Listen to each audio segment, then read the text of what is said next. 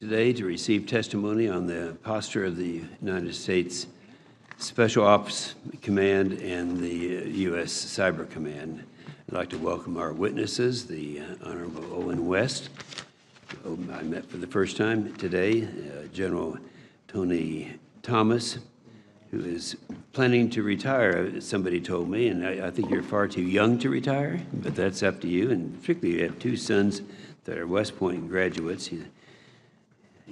You don't need to cut them loose that soon. And then General Nakasone, I appreciate very much the fact that in the last couple of days that we've had both open and closed meetings because of the seriousness of the thing we'll be addressing this morning.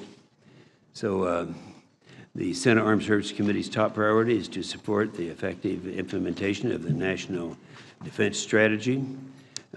Central to the NDS is a growing focus on competition with China and Russia, our peer competitors.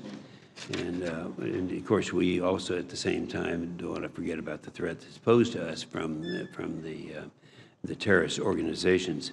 Our Special Operations Force have proven remarkably effective in combating ISIS, Al-Qaeda, and other terrorist groups over the last 17 years. However, these groups remain resilient and continue to pose a real threat to the United States and our allies. At the same time, military advancements by China and Russia pose new and increasingly complex challenges to our national security. You know, when you talk to people out in the real world, in America, there's this assumption that we have the best of everything, and it's hard to explain sometimes that we don't.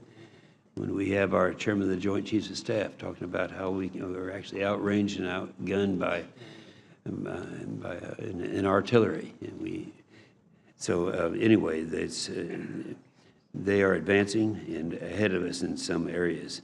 Another critical component of implementing the NDS is developing robust capabilities to counter growing threats in cyberspace.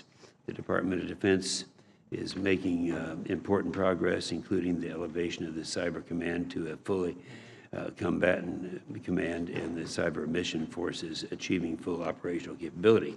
Additionally, DoD released a new cyber strategy last year that provides a roadmap or how we will operate in cyber domain. I look to our witnesses to describe what investments will be needed to meet these objectives. Senator Reid.